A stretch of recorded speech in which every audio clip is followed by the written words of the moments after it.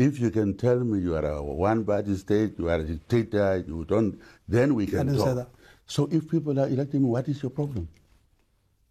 We lost some seats just recently, and I say executives controlling. I said, no, once you can get more seats, you'll stop the executive. There is a proper democracy in Namibia, free and fair elections. So what's your problem? I didn't know that the late president of Namibia was a truly Pan-Africanist. This is the video that's going to blow your mind. I didn't know, like, this is what the late president of Namibia did to the people of Namibia. So the only thing you can do right now, just stay there and listen carefully. And moreover, don't forget to drop your comment. Subscribe also our YouTube channel. My name is Paul Justin, and stay there. Namibia recently struck oil off the coast of the country, something that's expected to bring billions in investments and sort of a game changer, according to many people. How excited are you? The discovery of oil, the green hydrogen issues are now making Namibia to be on the top shelf of the world. I was in Brussels. I had to see everybody, nearly every leader, you know, the king, the prime minister, that. So that's what Namibia is now, it seems. So discovering of oil, discovering of concept of green hydrogen are things we must be kind of careful about. Not to get excited, not to think now manna is now on earth. It will take a long time first to sell. It's true, it may help us to develop our country, but oil has been a curse in many countries. So since we are the last ones to get it, and since we are talking with those who are involved, as I've done, as equals, we hope that we are going to have a win-win situation from that. Your predecessor, President Bohamba, was quoted a while ago saying, oil is the only thing we lack in this country. You've got all the other minerals, diamond, gold, copper, and cattle, so many sheep. How will oil specifically help transform the economy of Namibia? I wouldn't say oil specifically will do that. Firstly, it's not our oil. Money is going to go out to those who discovered it. We'll have our royalties and so on. So it will not be a big thing. We had gold, as we are saying. We have diamonds. We don't see a big difference. It still goes outside in a raw form. Its value is added outside, jobs created outside, technology transferred. So we hope that we have good friends. We have that there must be some kind of value addition in the country. That's the only way you can say there will be more jobs created, and then the money will be paid, salaries, and that way money will stay in the country. But before that, we cannot celebrate. Tell us about the process of, first of all, the search for oil, and then how you settled on Total and Shell. Let me tell you what I like about what happened. I am saying that we are the third wave of African leaders. First wave of African leaders were those extraordinary people, Kwame Nkrumah, Mzee Kenyatta. Those were extraordinary personalities who had kind of, we look at them as gods. They told us to wake up to free ourselves. Now, second wave of African leaders were caught up in a Cold War confusion, and therefore were having coups, military coups, one-party states, and so on. Not our own ideology or our own views. Third wave leaders are coming through constitutional means. Elections are the requirement. Whether elections are perfect or not, no election is perfect. But we come through elections, processes, systems, and institutions. And I will be told, yeah, but there were coups and so on, right? Recently, yes, there were reversals. But when that happens, who is the one who is taking action? It's the Africans, it's the AU, it's the ECOWAS, it's SADC. So that's why I say we are in charge. We want to be in charge of our own destiny by deciding and correcting our mistakes. But we are a third wave African leaders who have to go through processes, systems, and institutions, and term limits also for those who are elected directly. Now, to tell you the truth, there are some people, when they come to invest, who like to see the president. And I tell them, don't see the president, you must see the ministers. the processes, systems, and institutions. And I will tell you, I didn't know about even Qatar's involvement in oil search. I was told when they discovered the oil. Of course, we are a little bit wary about it because we had that kind of experience in the past. We were excited there's going to be oil and so on, and there was nothing. So we were a little bit cool, only to be told properly that there is oil. So don't get excited. I told them, don't get excited, cool it, and let's see how we're going to discuss with those who discovered oil, what will be the benefits that will accrue to Namibians from that discovery. Now, Namibia will join a long list of African countries that are oil producing very soon. So therefore, no big deal.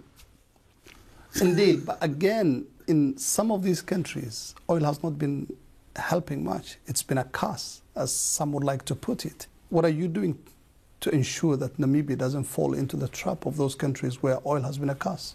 Yeah, we'll do what we are doing with other minerals. First, transparency and accountability spells harmony. That's my article. So as I said, the proof is that it didn't go through the top, the process. It started from below, with the ministers, experts actually in charge, then ministers. So it was not politicians deciding. Problem is when the politician will decide, it's discussed there between the investor and the politician alone, then you may have some problems. We're looking at processes, systems, and institutions. And that's going to govern it. That's going to see that there are processes, there are systems to be followed, governance systems, and then institutions, courts, and so on. Namibia is a country with a population of a little over 2.5 million people. What is the biggest challenge facing your country today? Biggest challenge facing Namibia is that youth, now we were oppressed by apartheid and education was not taken seriously. So we normally believe not taken seriously or denied. By the colonial, they were denied. Yes. Denied, yes. So therefore, we hammered on education, that kids must go to school, nobody must be out of school. So that kind of affirmative action we took creates a problem. Lack of classrooms and also crowded classrooms and so on. So that's education. But then we have now people are graduating, young people, now employment. And when you have young people who have knowledge and who will be bored, you are sitting on a time bomb.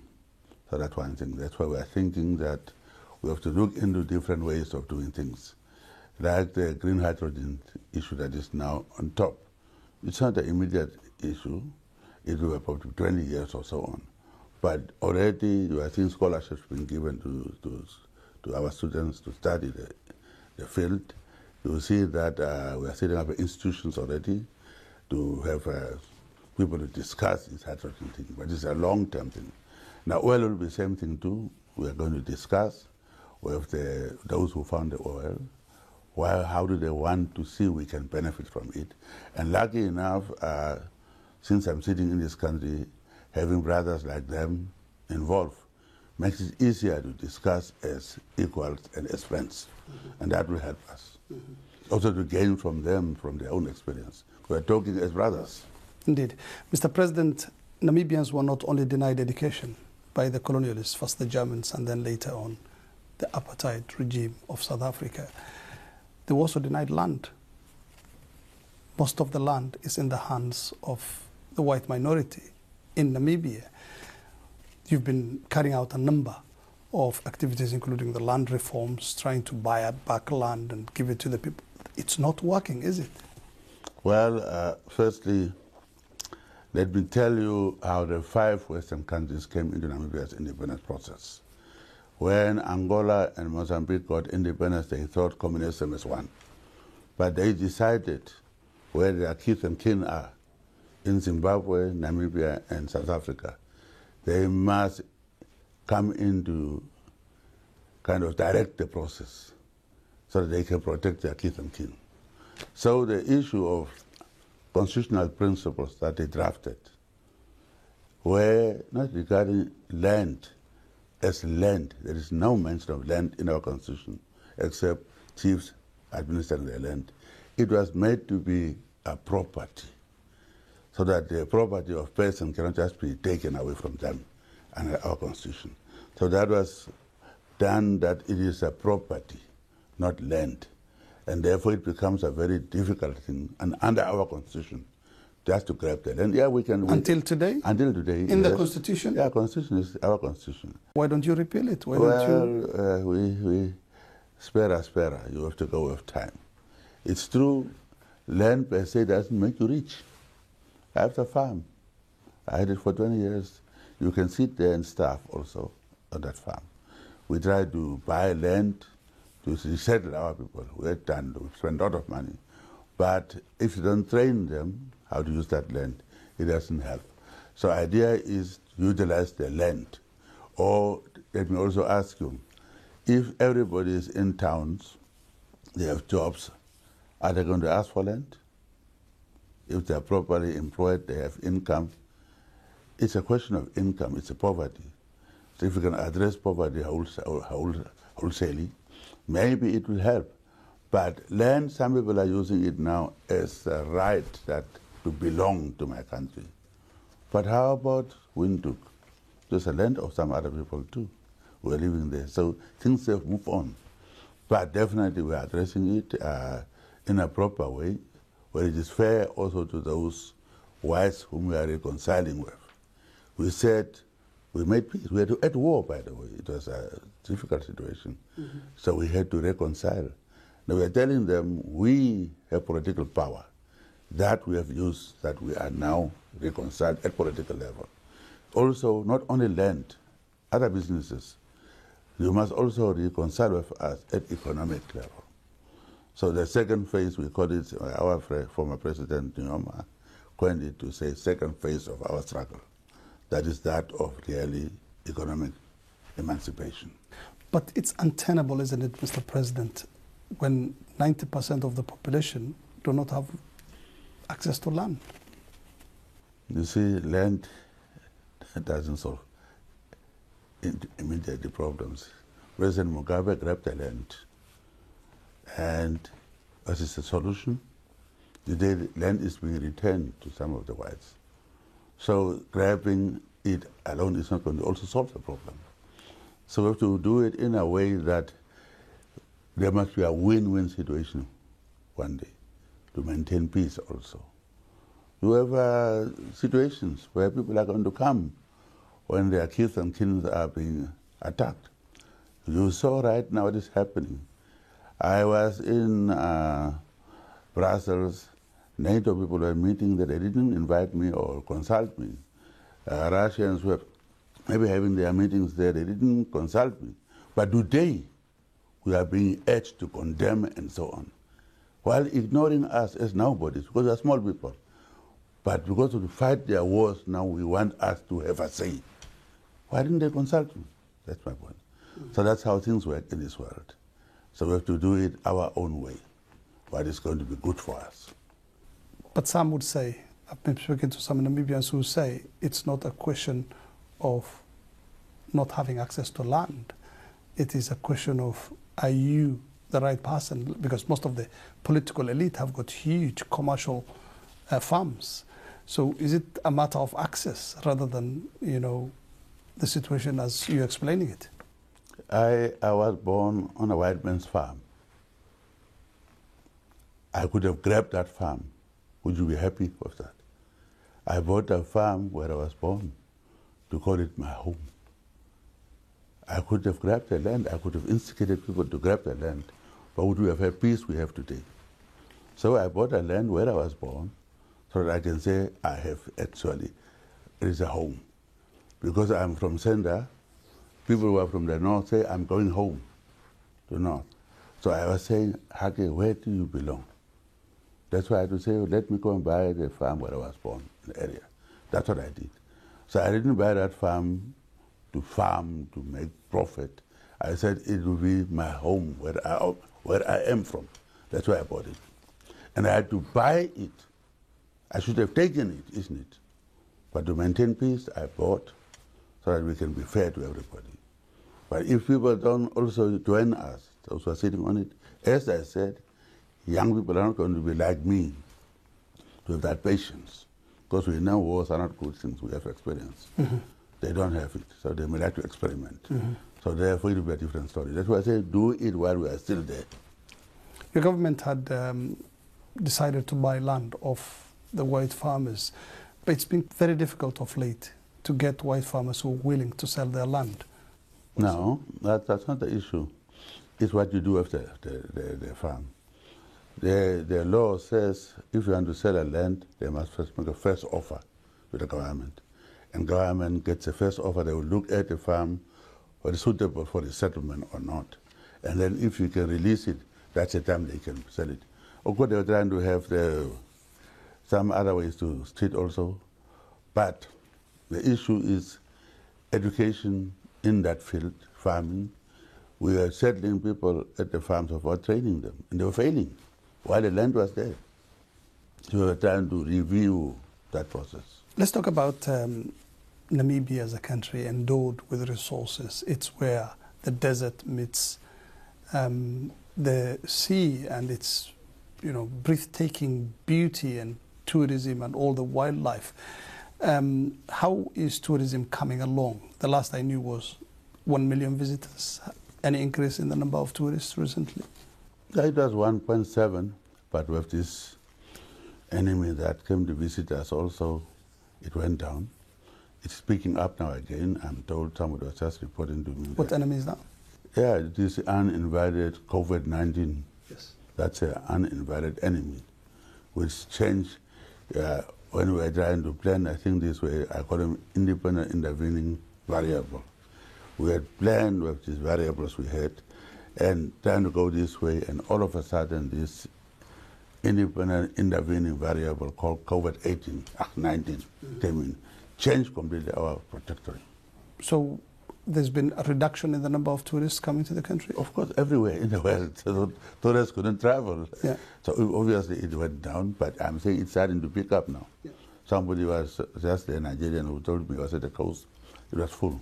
So recently your government announced plans to sell through an auction, 170 elephants. Why is that? And who were the elephants sold to? See, people own things proper. It's a kind of a capitalistic country. Now, if somebody has elephants at their farms, they are selling it, but we control it. Our 180, I don't know where you got that figure from. It's all over the news. Well, and animal protection groups are up in arms saying... How did they take it away? So who are Did you see them? Did you see them being taken away? How did they transport them?